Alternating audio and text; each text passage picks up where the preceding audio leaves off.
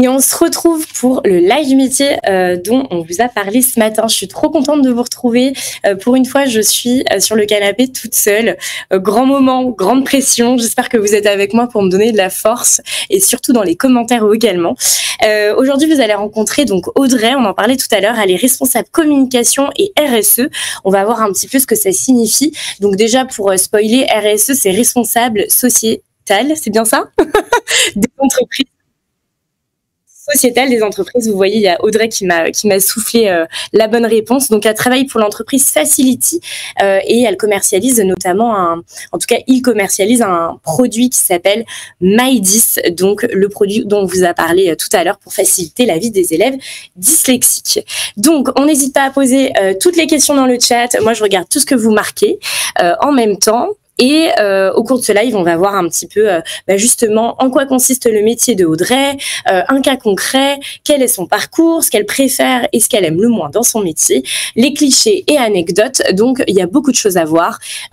N'hésitez pas à rester attentifs parce que ça va vous servir pour justement remporter le gros lot vendredi pour les petites questions qui vont tomber puisqu'il y en aura également de aujourd'hui. Donc voilà, pour information, il y a Alexandre et Charlotte qui sont modérateurs et modératrices du jour. Donc, on n'hésite pas à leur poser des questions. Ils restent avec vous dans le chat. Donc, voilà, vous en avez de la chance. Et qu'est-ce que je voulais dire après? Nous allons accueillir Audrey tout de suite. Comme ça, ce sera plus simple. Bonjour Audrey, comment tu vas? Bonjour à tous. Ça va super bien. Moi, je suis à Limoges, il fait beau. T'es à Limoges, toi? Ouais, je suis à Limoges, on est en pleine nature et vous allez voir qu'il y a un lien avec mon métier. Oh wow, on a envie d'en savoir un petit peu plus. Mais pour rentrer dans le vif du sujet, je vais te demander directement quel est ton métier, parce j'ai dit tout à l'heure responsable communication et RSE, et du coup on voit des images à l'écran. Alors My10, Facility, qu'est-ce que tout ça? Je vous explique. Donc effectivement, moi je suis responsable de la communication, donc ça consiste à faire connaître l'entreprise et ses produits auprès d'une cible, donc de personnes qui vont l'acheter ou l'utiliser. Donc dans le cas de My10, c'est une application qu'on commercialise auprès des établissements scolaires dans toute la France. C'est assez nouveau, ça fait 1 an que c'est sorti. Donc moi depuis 1 an, je suis en train de travailler pour faire connaître cette application. Et peut-être que vous en avez entendu parler, vos enseignants en ont entendu parler. N'hésitez pas, si vous en avez entendu parler, de nous le mettre dans les commentaires, comme ça on saura un petit peu. Et donc toi, si je résume, tu travailles donc pour Facility et tu vas en fin de compte communiquer sur le produit My10. C'est bien ça? Exactement, mais pour ça, en fait, on va utiliser plein de canaux différents. Donc, alors, canaux, c'est quoi exactement? Alors, par exemple, vous avez sur les slides, la slide que vous voyez avec la photo, moi je suis sur la photo en rouge sur un stand, donc on va utiliser par exemple des salons. On va aller dans des salons professionnels. Ah, donc ça c'est un canal, un salon est égal à un canal. Exactement. Donc là, c'est une photo qui avait été prise à Las Vegas, parce qu'on a eu la chance de remporter un prix de l'innovation à Las Vegas. Ah waouh, trop bien. Tu es resté longtemps à Las Vegas, on veut en savoir plus. On est resté 1 semaine. On est resté 1 semaine. C'est sur le plus gros salon de l'innovation au monde. Qui a lieu chaque année et en fait on a remporté ce prix donc pour My10, cette application. Donc on y était 1 semaine et ça nous a permis de rencontrer des journalistes mais aussi des futurs clients et de faire connaître notre application. Ok, donc vous avez fait connaître votre application grâce au fait que vous avez fait un stand en fait dans un salon et pour vendre directement l'application aux personnes et qui l'achètent du coup cette application. Alors ça peut être des particuliers, donc ça peut être des parents d'élèves, ça peut être des enseignants. C'est 2 sites différentes. Donc aujourd'hui, on essaye de faire connaître cette application à tous ceux qui connaissent quelqu'un de dyslexique. Ou qui travaillent avec des personnes dyslexiques. Et donc, effectivement, c'est souvent les parents, les familles, les enfants, bien évidemment, les élèves à qui ça parle. Donc, en fait, tout le monde, par exemple, sur le chat, peut acheter, peut se connecter à cette appli si il ou elle est dyslexique. Tout à fait. Il y a même une version gratuite, donc n'hésitez pas à la télécharger. Trop bien, je regarderai. Parce que j'ai spoilé un peu avant, mais j'ai dit que j'étais dyslexique auparavant, donc voilà, je regarderai un peu comment c'est fait. La dyslexie, c'est effectivement un trouble de la lecture, donc qui concerne plusieurs millions de personnes en France et dans le monde. Ouais, c'est hyper répandu. Hein. On pense que c'est une maladie, mais pas du tout. C'est quelque chose qui arrive comme ça. Il faut le travailler, quoi. C'est ça, et nous, notre objectif, c'est d'aider les personnes qui ont certains troubles pour mieux les inclure dans la société. On est très content d'avoir lancé cette application qui aide aujourd'hui des milliers d'élèves dans le monde, on peut le dire, parce qu'aujourd'hui, elle est vendue un peu partout dans le monde. Voilà. Oui, elle est vendue dans quel pays ? Alors, on la commercialise en France, aux États-Unis, au Canada, mais en fait, on a des utilisateurs partout. Ah ouais, on couvre vraiment le monde entier. On a à peu près une 50aine de pays qui utilisent notre application aujourd'hui. Ok.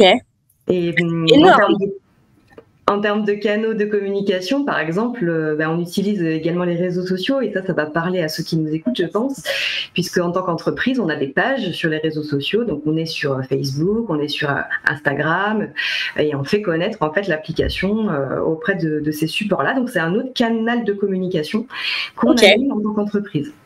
Ok, donc en fait, tu as plusieurs canaux pour déployer pour commercialiser cette application. Et donc, du coup, soit tu vas dans des salons, soit tu passes par les réseaux sociaux. Et donc, on passe par Instagram, Facebook, Twitter et je ne sais quelle application, mais en tout cas, c'est possible. Ok, et donc toi, tu t'occupes de tout ça, c'est ton métier. C'est mon métier, exactement. C'est vraiment d'animer tous ces canaux-là, de répondre aux commentaires des internautes, de vérifier s'ils sont contents ou pas. Donc, c'est aussi regarder les avis des internautes, par exemple, sur notre application. Voilà, c'est un métier très, très large.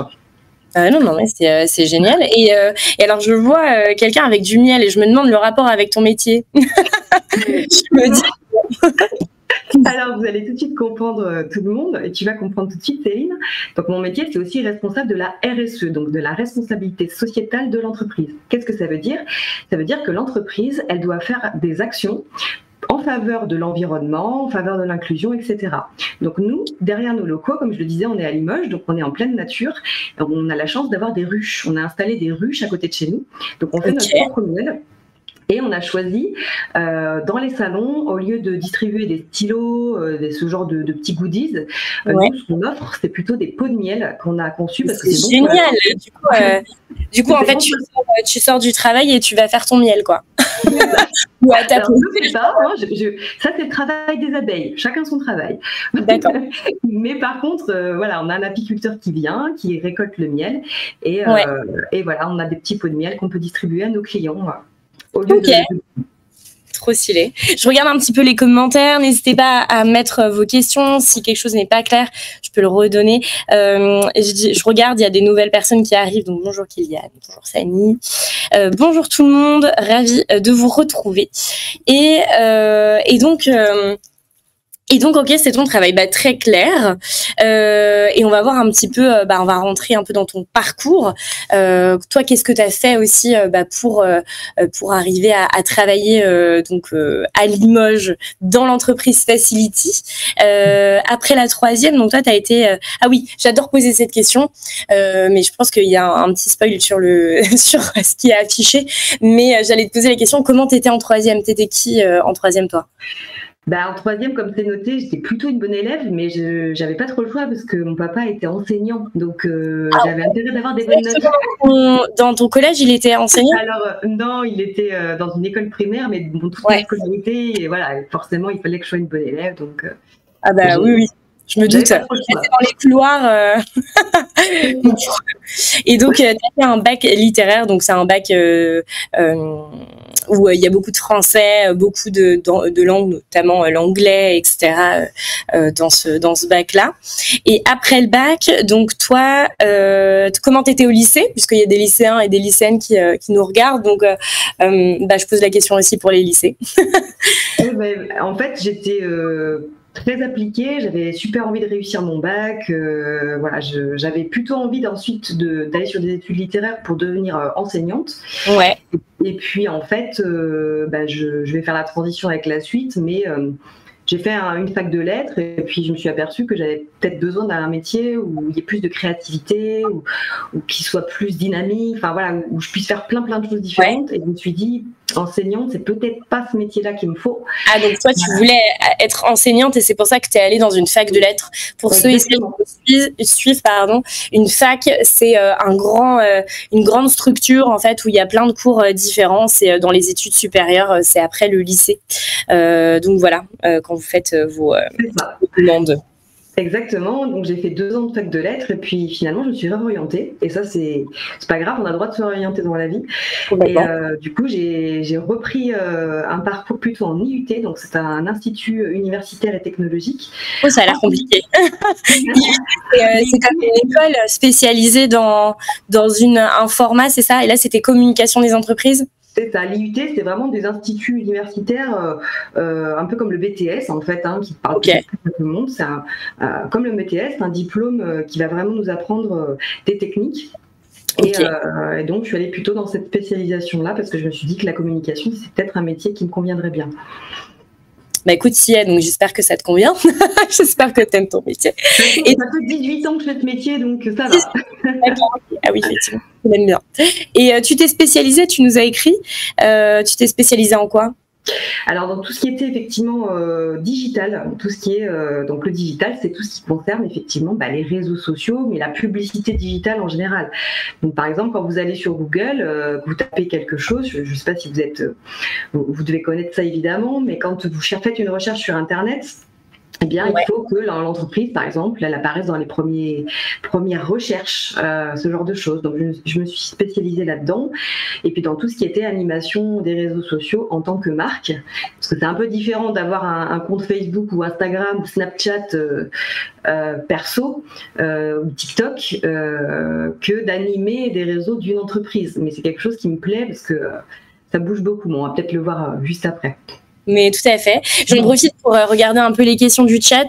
J'ai des questions. Que veut dire RSE? Alors, pour information, c'est la responsabilité sociétale des entreprises. Et en gros, c'est en fin de compte une entreprise qui va contribuer volontairement aux enjeux en fait de la structure, par exemple pour le développement durable, pour leur activité, pour moins polluer, etc. Donc c'est des actions qui sont mises en place par les entreprises pour le côté sociétal. J'espère que j'explique bien, Audrey. Super.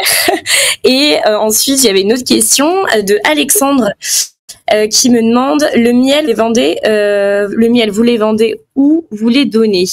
Alors, je pense que Audrey les donne sur le stand directement à Limoges, c'est bien ça?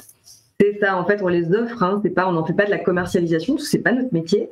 On les offre à certains clients plutôt que de leur offrir des cadeaux qui vont être fabriqués peut-être en Chine ou je ne sais où. On a vraiment fait un choix également pour nos collaborateurs. C'est aussi des petits cadeaux de bienvenue qu'on fait à nos collaborateurs en interne, parce que le miel, c'est bon pour la santé et c'est bien d'en avoir nous-mêmes. Donc, je crois qu'Alexandre est intéressé par ton miel, par le miel gratuit. Mais Alexandre va à Limoges sur un salon et je pense que tu l'auras. Et donc du coup, j'ai une autre question. Quelles sont les principales missions? On les voit juste après, donc restez bien attentifs. Et après, j'avais vu quelque part de Dave. Quels sont tes horaires, Audrey, dans la journée? Alors, les horaires, ils sont assez variables, mais je dirais que ici, on fait plutôt 9h-18h. Après, c'est assez variable parce que, par exemple, quand tu es sur un salon professionnel, des fois, ça peut être le week-end. Mais on va dire que c'est plutôt du 9h-18h. Et après, les réseaux sociaux, des fois, tu es obligé un peu de répondre à certains moments de la soirée. Donc, c'est un métier où il y a des horaires fixes, mais en même temps, il faut toujours être en alerte. Il faut toujours quand même avoir un œil sur les réseaux pour voir ce qui se dit sur la marque. D'accord, ok. C'est un métier toujours en mouvement. Et toi, tu travailles toute seule ou tu as des personnes avec toi? Alors, en communication, dans mon service, je suis toute seule aujourd'hui parce que dans les startups, c'est des petites structures, donc il n'y a pas beaucoup de moyens, alors que dans les grosses structures, dans des grands groupes par exemple, on va avoir des services beaucoup plus étoffés. Mais moi, dans une startup, en fait, c'est une petite entreprise, on est 30 personnes. Ouais. Donc, on est une petite boîte et en fait, moi, je suis plutôt, comme je dis souvent, le couteau suisse de la communication parce que. Et nous revoilà en live. Je suis trop contente de vous retrouver. Petit bug de connexion, évidemment, parce qu'il y a énormément de personnes qui sont connectées en même temps que nous. Bref, je vais pas me épiloguer là-dessus. Je reprends ma phrase, donc comme si de rien n'était. J'espère que vous allez faire de même. Donc, Audrey disait, je suis un peu le couteau suisse de l'entreprise, puisqu'elle fait beaucoup de missions différentes. C'est bien ça, Audrey? C'est ça, beaucoup de missions différentes dans la communication. Ouais. Donc, je suis amenée à faire plein de choses. Par exemple, je suis amenée à rédiger des articles, à créer des flyers, c'est-à-dire des petits fascicules que vous recevez, que vous pouvez trouver partout, des plaquettes d'entreprise. Je suis amenée à faire de la création graphique aussi. Ouais. Donc, faire des visuels pour les réseaux sociaux. Je suis amenée à faire des affiches. Je suis amenée à organiser des salons. Parce que c'est vrai que, comme vous l'avez vu tout à l'heure, le stand sur lequel on était, il faut le préparer. Donc, il faut savoir qu'est-ce qu'on va mettre dessus comme slogan, comme photo. Donc, il faut communiquer sur le salon en amont, donc faire connaître l'événement. Donc, voilà, il y a plein de choses en fait. C'est un métier très varié. Trop chouette en tout cas. J'en profite pour lire un peu les commentaires. Sachez que vous m'avez fait rire quand même pendant cette interruption. Et notamment Alexandre qui te dit, Loïc, de leur dire quand rafraîchir la page. Et j'adore ce commentaire parce que vous suivez en même temps. Donc c'est super chouette. Et vous pouvez rafraîchir la page évidemment. Comme ça vous allez avoir tout le live arriver directement. Donc Audrey vous a dit un petit peu justement ce qu'elle faisait. On va y revenir juste après. Je continue sur son parcours pour que ça soit plus clair. Donc, après le bac, donc toi, tu as fait ce qu'on appelait un IUT communication des entreprises, tu t'es spécialisé. Et après tes études, tu es allé en chargé de mission en communication. Et du coup, tu as fait quoi exactement en chargé de communication? Alors, c'était un peu la même chose quand j'ai commencé mon premier job. C'était dans une association. Ok. Donc, j'avais en charge, pareil, de faire connaître l'association, donc de créer des plaquettes, d'animer un petit peu l'association en termes de communication. À l'époque, il n'y avait pas les réseaux sociaux. Mais je devais quand même essayer, par exemple, d'avoir des articles dans les journaux.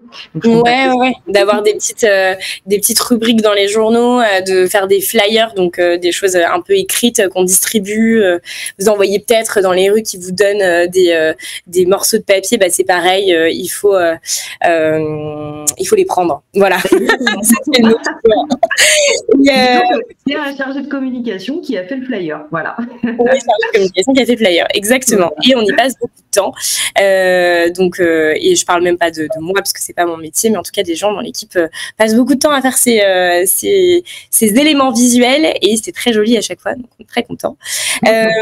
Et ensuite, donc toi, tu es allé en PME et start-up. Alors PME, c'est petite moyenne entreprise et start-up, donc c'est si vous étiez là la semaine dernière, vous l'avez vu. On a fait toute une journée dédiée à ce mot exactement. C'est des petites structures en fait qui sont à taille humaine, donc qui ont très peu de personnes au sein de leur entreprise, comme Audrey aujourd'hui. Donc 30, quoique c'est déjà pas mal, on va pas se mentir. Donc 30 personnes, mais c'est pas par exemple des grosses structures qui ont 100 voire 200 personnes à l'intérieur. Donc on a soit des petites entreprises, soit des moyennes, soit des grandes. Donc voilà. Et ensuite, tu es arrivé chez Facility directement après, c'est ça? C'est ça. En fait, j'ai fait plusieurs entreprises. Donc, j'étais d'abord chargée de mission dans cette association. Après, je suis allée dans une autre entreprise, donc une PME, qui avait rien à voir du tout. On était plutôt dans le domaine du textile, dans tout ce qui était vêtements, en fait, vêtements, lingerie, etc. Ok, rien à voir, effectivement. Rien à voir. Et puis, j'ai eu envie de changer encore parce que moi, je suis quelqu'un qui aime bien, en fait, la nouveauté, qui aime bien ne pas m'ennuyer. Et c'est là que j'ai eu envie d'aller un peu dans l'univers des startups. Donc, je suis arrivée dans une première start-up qui était dans le domaine du son, de l'innovation du son. Et puis maintenant, je suis chez Facility dans un autre domaine, puisque là, on est dans le numérique, donc avec l'application MyDis qu'on commercialise. Et moi, ce que j'aime, c'est ça, c'est aller dans des structures qui sont pas trop grosses, parce qu'en fait, on s'ennuie pas. Et puis, les projets avancent plus vite, parce que vous avez moins de services, moins de monde. Parce que quand on est dans les grandes structures, et c'est pour compléter ce que tu dis, c'est qu'en fin de compte, forcément, il y a des étapes, il y a ce qu'on appelle des N+1, N+2, N+3, donc c'est des managers 1, 2, 3, 4. Et parfois, pour prendre une décision, en fin de compte, il faut l'accord de plusieurs personnes au-dessus. Et c'est ce qu'on appelle une hiérarchie. Donc ça, c'est des grandes structures. Donc il y a plein d'avantages et comme il y a plein d'inconvénients, ça dépend vraiment de ce que vous recherchez vous. Et ensuite, il y a les plus petites structures, par exemple MyFuture aussi, nous, ici présents. Et pareil que Facility, on est une plus petite structure, mais du coup, la communication, elle se fait beaucoup plus rapidement. Victor, vous l'avez vu, il est passé en live en début de semaine. On se parle régulièrement et en fin de compte, la communication, elle est fluide. Donc, je pense que c'est pareil pour toi, Audrey, c'est ça?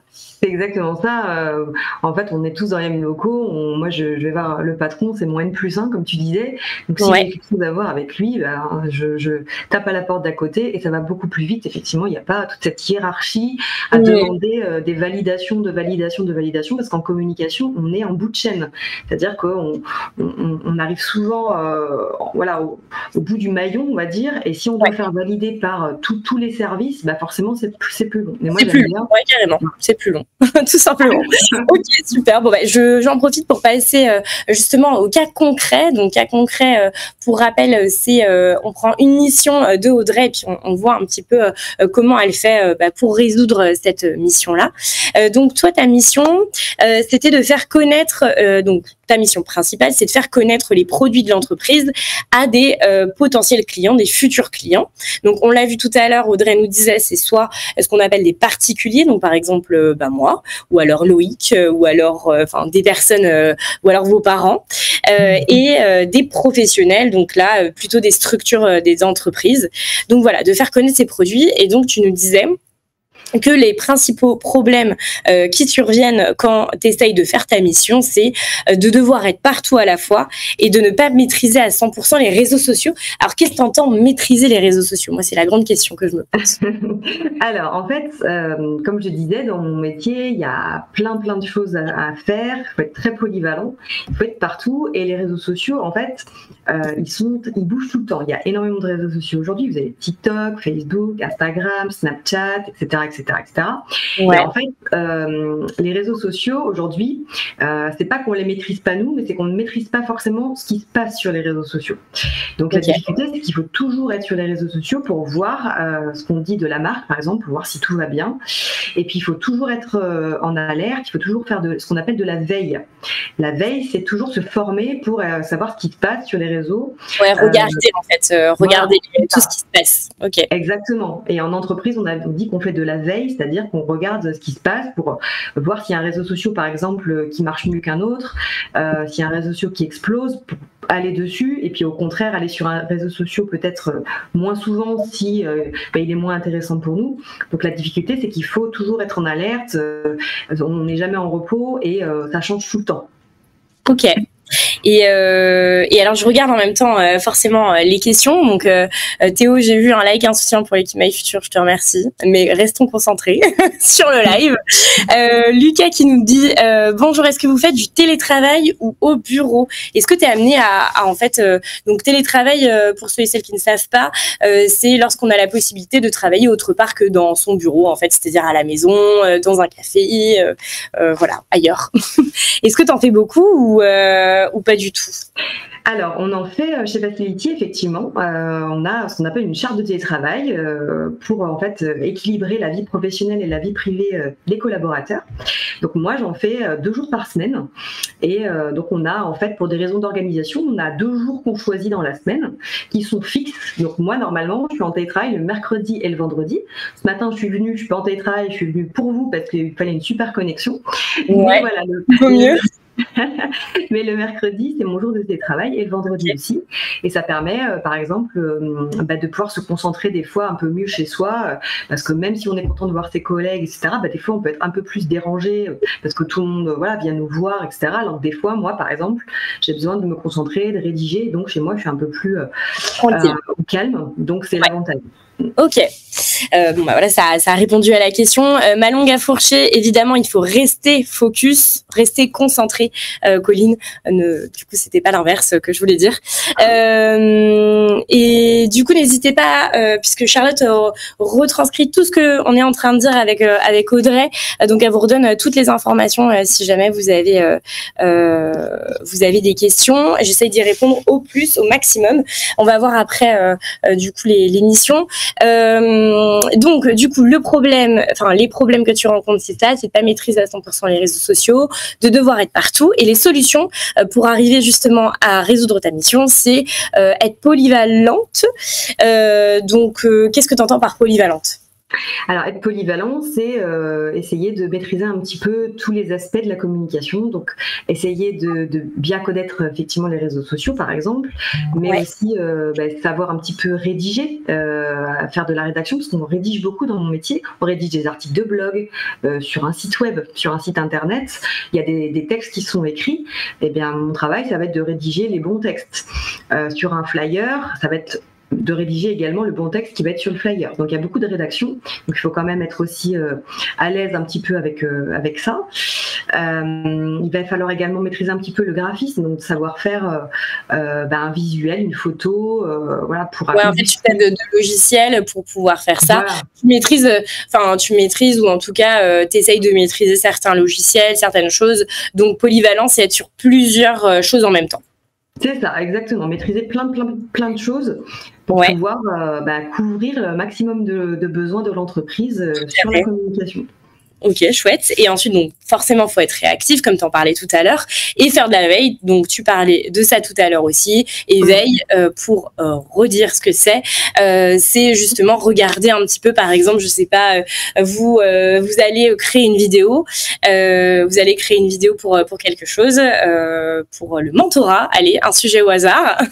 Le mentorat, eh bien, vous allez regarder ce qui va se faire, en tout cas sur YouTube, sur les réseaux sociaux, etc., pour que vous puissiez dire quelle est la durée de cette vidéo que je veux faire, qu'est-ce que je veux mettre dedans, est-ce qu'il y a des personnes que je veux interviewer.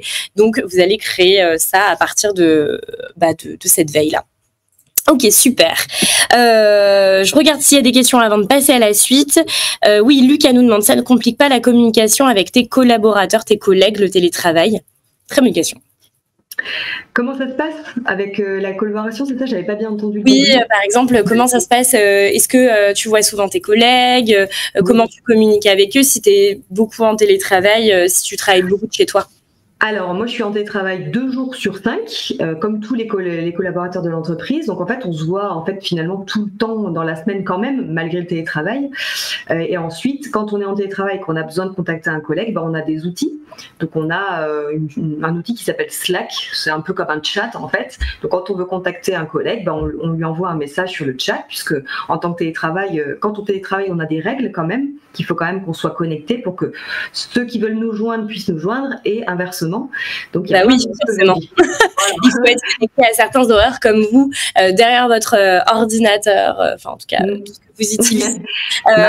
Bien se connecter à l'heure et finir à l'heure, en fait, pour que vous puissiez valider votre stage. Et bien, c'est pareil pour Audrey. Elle doit se connecter. Et donc, tes horaires, c'est à peu près 9h, c'est ce que tu disais? Oui, c'est ça. Alors après, on a des plages horaires un peu obligatoires et d'autres un peu plus souples. Ouais. Donc, on a des plages horaires qui sont de 9h à midi et de 14h à 17h où on doit être joignable. Et puis après, on peut un petit peu changer, moduler en fonction de notre vie personnelle parce qu'on n'a pas tous les mêmes contraintes. Il y en a qui préfèrent travailler entre midi et 2 pour finir plus tôt. Il y en a qui préfèrent prendre une grande pause entre midi et 2 pour ensuite avoir plus de temps, peut-être moins de temps le soir, mais faire plus de pauses à midi. Donc, tout dépend en fait de chacun, mais il y a quand même un cadre qui est fait pour justement que le télétravail permette de la fluidité dans les échanges entre les collaborateurs.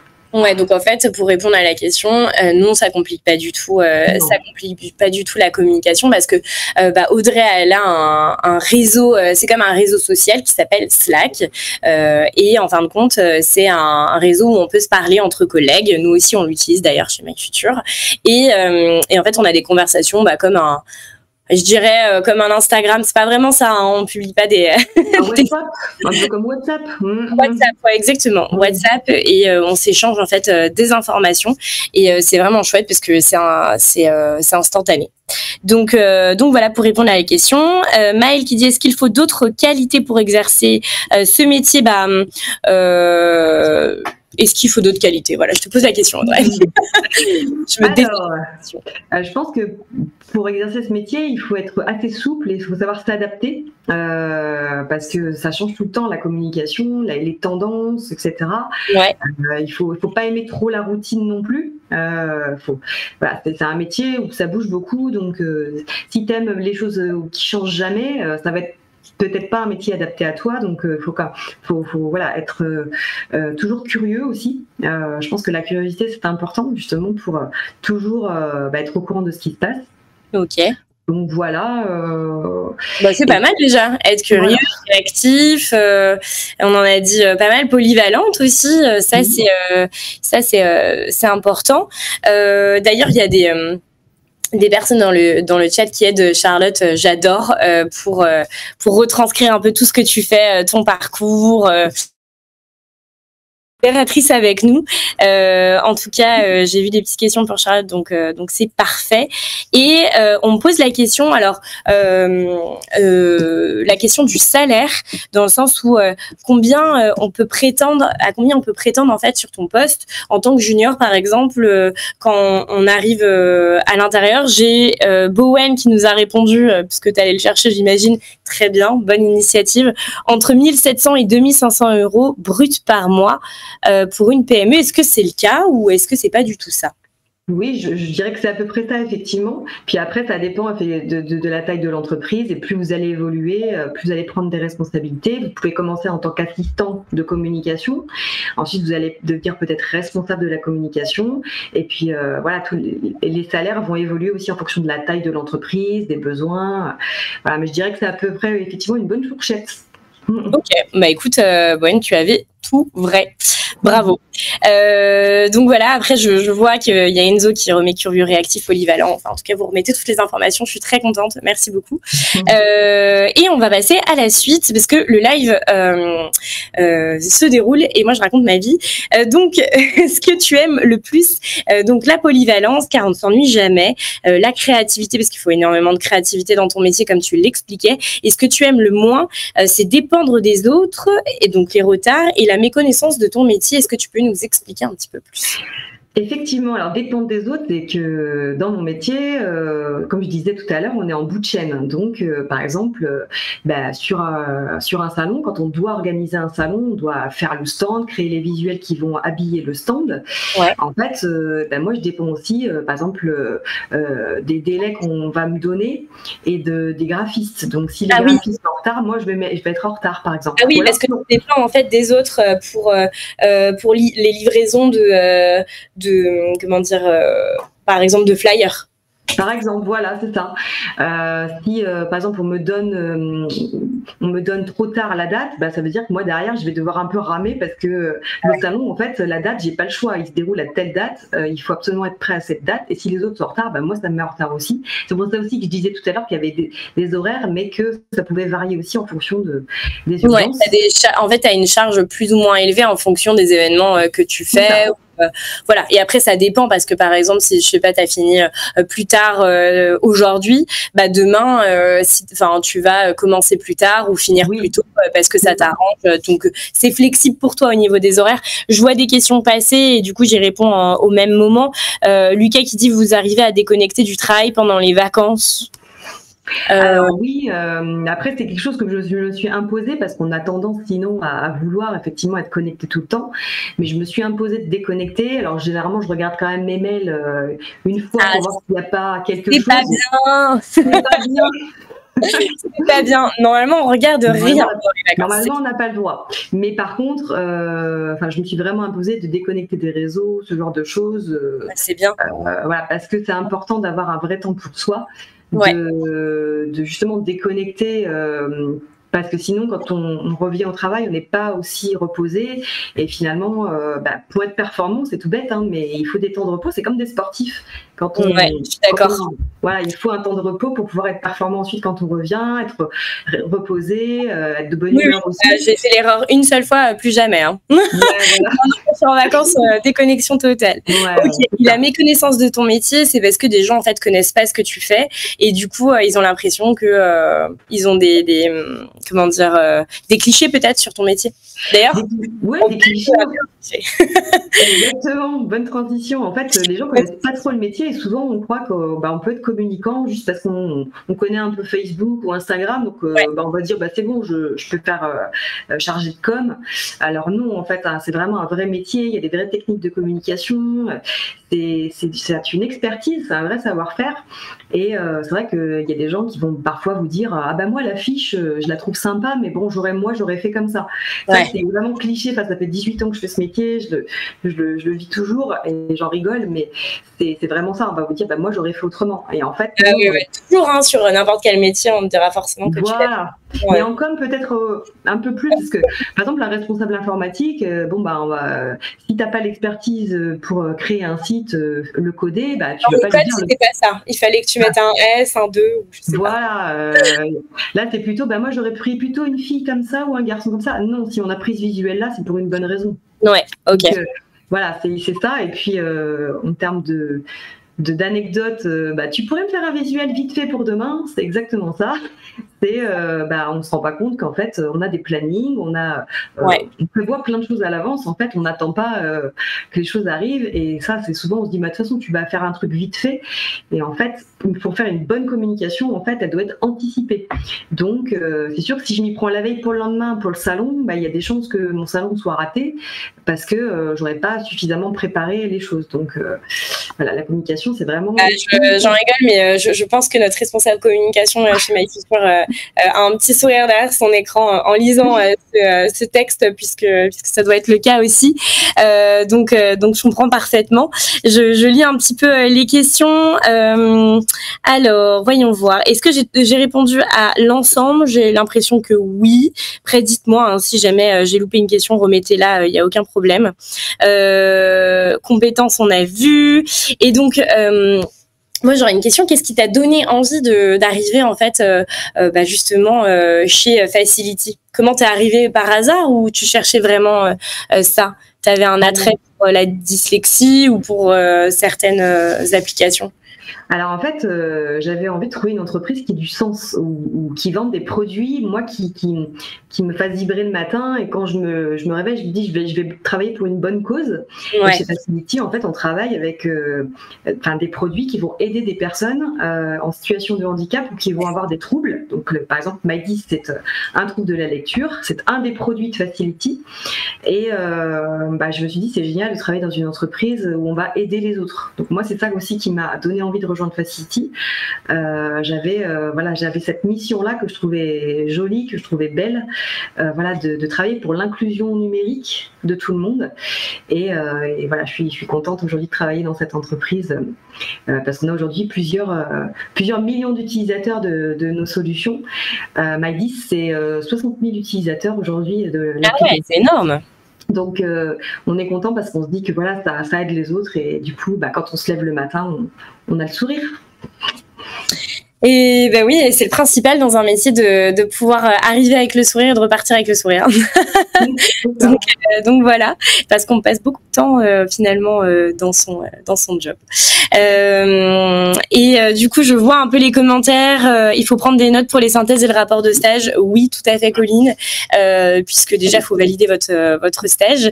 Et puis ensuite, effectivement, on avait dit ce matin, Audrey, qu'on aurait un petit cadeau à la clé en fin de semaine, donc encore plus d'attention parce qu'il y aura des questions qui vont arriver. Voilà. En tout cas, merci beaucoup Audrey pour ce live. Moi, je vais devoir te laisser parce que la journée va en fait se dérouler, et donc du coup, on va accueillir en tout cas Marine et Sixtine pour l'atelier comment faire bonne impression en entreprise, et ensuite la synthèse. Évidemment, j'espère que vous avez kiffé ce live. Moi, j'ai appris énormément de choses. Merci Audrey d'avoir été avec nous. Merci à vous. N'hésite pas à revenir sur notre web TV en tout cas. J'espère que tu as aimé. Merci à tout le monde. Merci beaucoup. Bon, on se retrouve tout à l'heure, et puis très bon atelier. Très bon atelier.